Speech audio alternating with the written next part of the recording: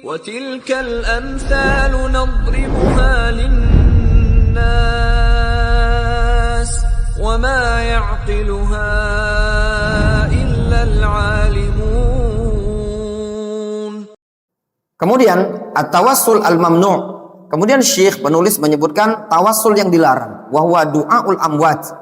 Tawassul yang dilarang diantaranya adalah tawassul dalam bentuk berdoa meminta kepada orang yang sudah mati. Wa talabul hajat minhum, dan meminta hajat kebutuhan kepada mereka. Ini tawassul yang dilarang. Bagaimana gambarannya? Seperti seseorang minta kepada orang mati agar orang mati tersebut menyampaikan doa dia kepada Allah Subhanahu wa taala. Atau dia minta kepada orang yang sudah mati tadi, dia berdoa kepada wali, dia berdoa kepada orang-orang yang sudah meninggal dunia di alam kubur agar bisa memenuhi hajat-hajat dia ini tadi. Kama huwa waqi'un al-yaum, dan itu sebagaimana yang terjadi di sekarang ini. Wa huwa syirkun akbar, ini merupakan syirik besar. Biqaulihi subhanahu wa ta'ala, wa la tad'u min dunillahi ma la yanfa'uka wa la yadurruk.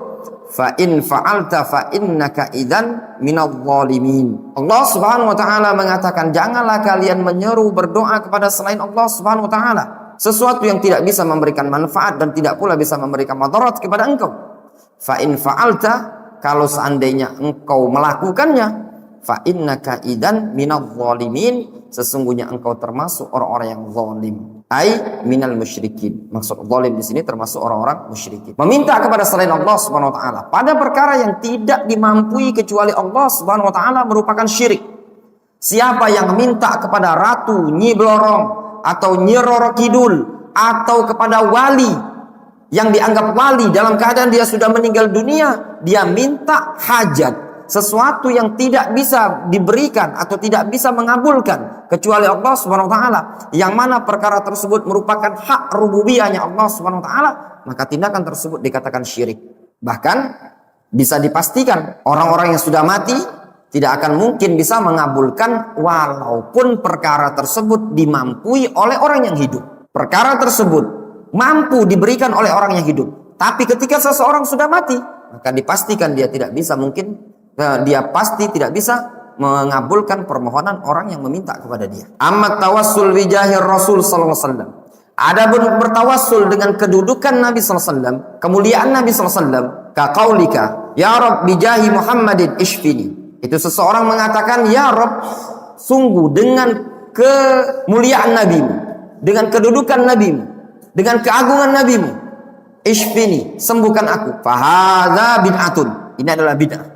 Masuk juga yang disebutkan oleh para ulama, tawassul dengan bidzatis salihin, bijahis salihin, itu juga dikatakan bid'ah. Seperti seseorang mengatakan, ya Allah, ya Rabb, dengan kedudukan ustadku di sisimu, maka kabulkanlah doaku, sembuhkanlah penyakit, berikanlah kemudahan kepadaku rezeki.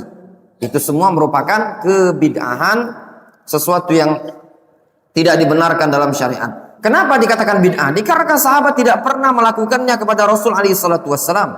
Beliau tidak pernah meminta kepada Allah dengan kedudukan atau kemuliaan Nabi Muhammad SAW. Wali anna Umar tawassala bil Abbas hayyan bidu'aihi. Dikarenakan Umar pernah bertawassul dengan Al-Abbas dalam keadaan Al-Abbas ketika itu masih hidup.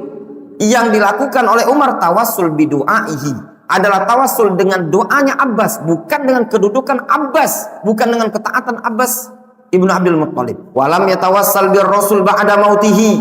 Justru tidak ada para sahabat bertawassul kepada Rasul setelah wafatnya Rasul. Wa hadza tawassul qad yuaddi ila syirki. Tawassul seperti ini terkadang bisa mengantarkan kepada syirik.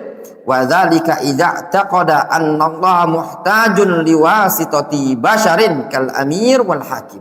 Yang demikian itu kalau dia meyakini bahwasanya Allah butuh kepada perantara makhluk seperti amir atau hakim.